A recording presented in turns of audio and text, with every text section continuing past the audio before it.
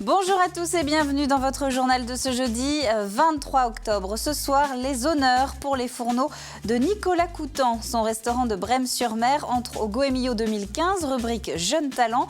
Une première consécration pour cet établissement qu'on dit bistronomique et qui est tenu par un chef originaire de Pouzauges.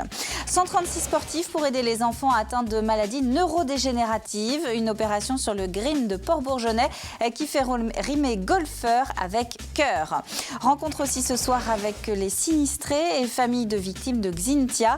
Un retour à une vie quotidienne classique, pas toujours facile après 5 semaines de procès. Et puis ça y est, il commence à faire froid. Le bon moment pour se mettre au futsal qui anime le vent d'espace depuis déjà presque une semaine. Officiellement, pas besoin d'être couvert de récompenses pour s'assurer que l'on fait du bon travail. Mais après, un petit peu de reconnaissance de la part de confrères, de spécialistes ou même du grand public fait toujours plaisir. Nouvel exemple en gastronomie avec le chef Nicolas Coutan qui entre dans le Goemio par la grande porte en plus puisque le Vendéen décroche un des titres de Jeunes Talents Pays de la Loire. Pierre Dalicieux. Aujourd'hui, c'est brandade de morue revisitée. Nicolas prépare son service de midi. L'occasion pour lui de tester un peu ses nouveautés sur une clientèle de plus en plus d'habitués. Ici, pas de produits luxueux ni hors de prix. Ce jeune chef de 34 ans privilégie des produits simples mais travaillés. On ne travaille pas spécialement du homard, de la truffe, du foie gras, des choses comme ça. On va plutôt travailler des produits simples. Ça nous permet aussi d'avoir des menus à des prix corrects, en privilégiant le rapport qualité-prix. Et puis notamment en travaillant des produits locaux, comme le lapin, comme le merlu, la sardine de Saint-Gilles-Croix-de-Vie. Dès lundi, Nicolas Coutan figurera dans la nouvelle édition du Goemio et recevra ce week-end à Paris un des 28 prix Jeunes Talents 2015, décerné par le célèbre guide. Une distinction inattendue pour ce chef dont le restaurant Les Genêts n'a ouvert qu'en mars dernier. Beaucoup de fierté donc, mais ce qui le fait avancer, c'est avant tout le retour des clients. Un bouillon de légumes et du foie gras. On va davantage se concentrer sur ce qu'on fait au niveau de la clientèle. Et puis après, si les guides sont contents de nous et puis nous décernent tel ou tel trophée comme Jeune Talent, tant mieux pour nous. Hein, Pardon ? Oui, on est très content, oui, bien sûr. Moi, je suis content que ça soit pour moi, bien entendu, et que ça soit aussi pour le reste de l'équipe. Donc voilà, parce que ça reste un travail d'ensemble. Ancien élève du centre de formation de Saint-Michel-Montmercure, ce Vendéen, originaire de Pouzauges, est passé par plusieurs cuisines prestigieuses, comme la maison Trois Gros à Roanne, avant de s'installer dans l'Ariège et finalement de revenir en Vendée. Un parcours sans faute, avec toujours la même envie.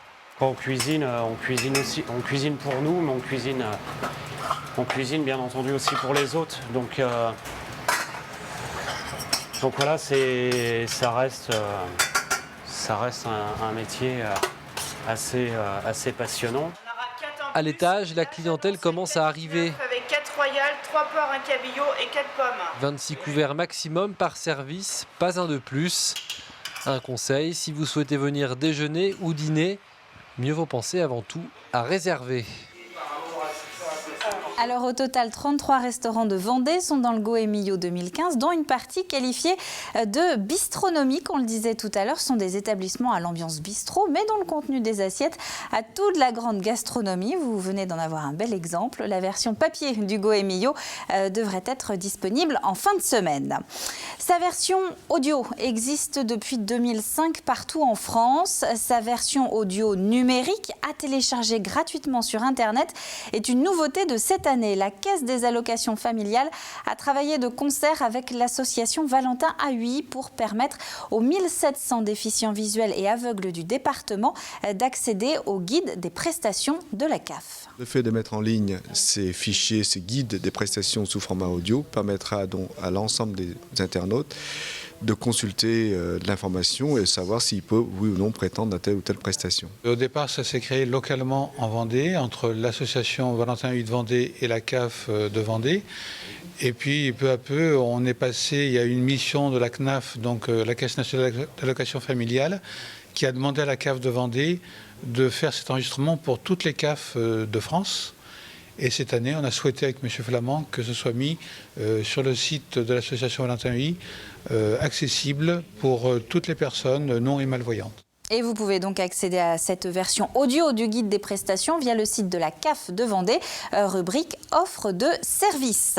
Un mot de Jacques Oxiette qui est en Chine actuellement. Le président des Pays de la Loire y fait une visite pour nouer notamment de nouveaux partenariats. Et dans ce cadre, eh bien, il était hier au lycée des transports de Qingdao, c'est entre Pékin et Shanghai, un établissement jumelé avec un de ceux d'Olonne-sur-Mer, le lycée Éric Tabarly.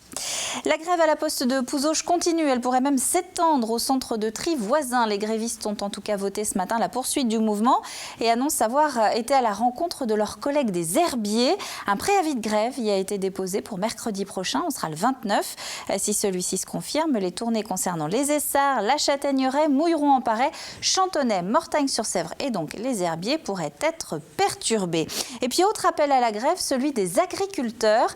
Près d'1 millier d'entre eux devraient se retrouver devant la préfecture de Vendée le 5 novembre prochain pour dire, je cite, « Stop aux contraintes ». Ils ont décidé de faire de leur passion du golf un geste solidaire. Depuis 2009, l'Amicale des golfeurs de la Côte de Lumière organise une journée de rencontres dont les fonds sont reversés au Camino de l'Espoir, une association qui aide les enfants atteints de maladies dégénératives. L'édition 2014 avait lieu aujourd'hui à Port-Bourgenais.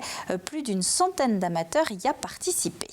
Ça permet de lier la partie sympathique du golf, faire une bonne action, c'est génial tout ça. Même si je n'aime pas faire des compétitions, je suis venue pour cette raison. C'est une compétition où les droits de jeu ils vont être aux associations. En une journée, réunir 140 golfeurs et se voir offrir un chèque d'environ 3 000 à 3 500 €, c'est pour un président comme moi une aubaine extraordinaire. Pas facile de reprendre un rythme normal quand on a passé près d'1 mois et demi assis dans un tribunal, à revivre pour certains le drame de toute une vie. Eh bien, c'est pourtant ce quotidien que retrouvent les 125 parties civiles du procès Xynthia. Autant d'enfants, de femmes et d'hommes qui ont vécu la tempête, qui se sont même parfois retrouvés à la barre pour la raconter et qui sont donc aujourd'hui de retour chez eux. Carl Laboureux. Des rires comme pour évacuer la tension accumulée durant ces 5 semaines d'audience. Colette, Gérard, Nadette et Michel ont partagé le banc des parties civiles durant tout le procès Xynthia. Les liens d'amitié se sont renforcés et aujourd'hui encore ils se retrouvent pour combler un certain vide. Oui, un vide quand même quelque part parce que on se sent un peu seul, un peu. Mais bon, ceci dit, moi je suis très très contente que ça soit fini et je suis très contente du silence autour de moi et de ne plus parler de ça, sauf là. Le procès a été une épreuve dont il est encore difficile de se détacher et l'attente du délibéré est une nouvelle étape durant laquelle les sinistrés de Xynthia vont se retrouver et s'épauler. Jusqu'au 12 décembre, ça va être important entre nous. Un peu moins psychologiquement dur à supporter, mais ça va être encore dur. En attendant, la vie reprend son cours. Mireille Guillet, quant à elle, qui a perdu sa maman, a repris le travail après 5 semaines d'absence, après cette parenthèse dans sa vie privée et professionnelle.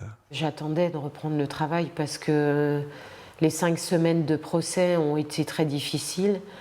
Et voilà, on sait que c'est une mise entre parenthèses de nos vies. Ça a été les 5 semaines du procès, mais ça a été les années depuis le drame Xynthia. Et en même temps, il faut poursuivre notre chemin, quoi. Les 120 parties civiles se retrouveront désormais le 12 décembre pour le délibérer, mais aussi quelques jours auparavant pour se préparer à entendre la décision du tribunal. Et donc, vous l'avez entendu, ce dossier n'est pas définitivement refermé. On connaîtra le 12 décembre la décision du tribunal à l'encontre des 4 prévenus. Du sport maintenant, avec la 2e édition des internationaux de tennis de Vendée qui se prépare au Vendespace. Un tournoi qui se classerait déjà parmi les plus grands, pas très loin derrière les Masters de Bercy ou de l'Open de Rennes. 32 compétiteurs sont attendus à partir du 1er novembre, parmi lesquels les Français Paul-Henri Mathieu et Nicolas Mahut. Plus de 80 matchs sont prévus en 9 jours. C'est certain qu'après une première édition qui a été très très réussie, Notre objectif, c'était encore de renforcer la densité du plateau. Et ça, de ce côté-là, c'est une parfaite réussite, puisqu'on a quand même 7 joueurs dans les 100 premiers mondiaux, dont Rossol, qui est 35e, et qui est vraiment quelqu'un de, qui a démontré sur le circuit qu'il était un joueur d'exception. Allez, on reste au Vendée Space qui n'attend pas le 1er novembre et l'arrivée des joueurs de tennis pour s'animer. Depuis une semaine, ce sont les amateurs de futsal qui utilisent le complexe Omnisport. Delphine Ledu est allée à la rencontre des plus jeunes qui profitent des vacances pour découvrir la discipline. Pour Chloé et ses coéquipières, la partie a mal commencé. Mais peu importe le résultat, aujourd'hui on joue pour s'amuser. Ce jeudi matin, elles sont près de 80 joueuses des catégories U6 à U9, issues de plusieurs clubs vendéens à s'essayer au futsal. C'est ma première fois que je joue en salle, donc c'est différent. Moi j'aime bien le foot en salle parce que souvent quand c'est des terrains lisses, tu peux glisser sur les genoux, c'est plus facile pour attraper la balle. Et la différence, c'est qu'en salle, si tu tombes, tu te fais mal ou des trucs comme ça, et c'est plus difficile de marquer. L'occasion pour ces jeunes footballeuses de se retrouver entre filles, car le reste du temps, c'est avec les garçons qu'elles s'entraînent. Elles jouent avec les garçons jusqu'en U11. Après, quand elles passent en U12, elles n'ont plus le droit de jouer avec les garçons. C'est tout nouveau, parce qu'avant, elles avaient encore le droit. Maintenant, elles sont obligées d'intégrer un championnat U14 féminin, mais spécifiquement féminin. Le futsal est basé sur les mêmes règles que le foot sur gazon. À quelques exceptions, le terrain est plus petit, les touches se font au pied et les joueurs sont moins nombreux, 5 par équipe.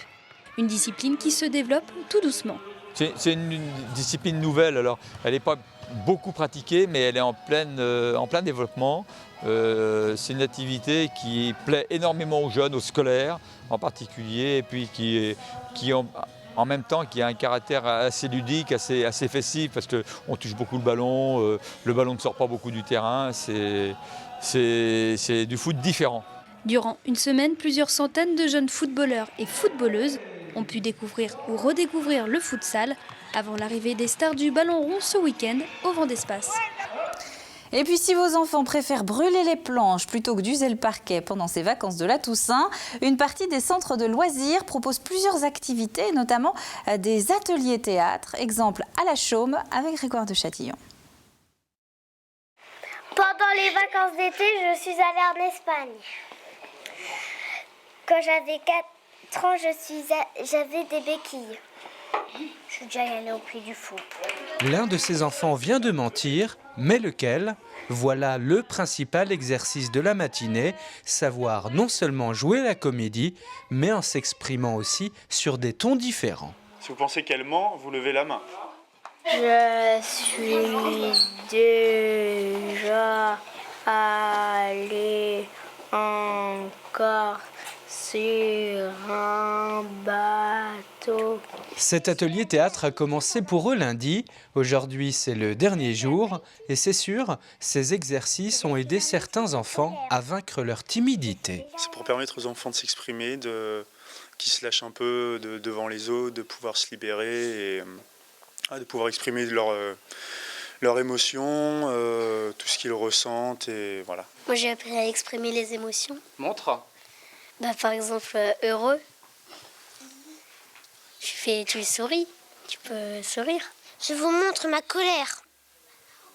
Je vous montre comment je fais ma crâneuse. Je vous montre la colère. Humeur, expression, mémorisation, émotion, des techniques pratiques pour devenir de vrais petits comédiens, mais surtout pour être plus à l'aise avec les autres au quotidien. Et on retiendra donc qu'on peut être en colère tout en riant. Le temps de ce vendredi avant de se quitter, eh bien c'est une fin de semaine aux couleurs de l'automne. Vous verrez de belles éclaircies entrecoupées de quelques nuages, avec a priori davantage de soleil quand même du côté de Fontenay-le-Comte que de Challans. Le bulletin complet, c'est dans un instant avec Armelle Pavageau. C'est la fin de ce journal. Merci à vous de l'avoir suivi. On se retrouve évidemment demain, même heure, pour le prochain et dernier point de la semaine sur l'actu vendéenne. D'ici là, très bonne soirée à vous tous sur TV Vendée et à demain.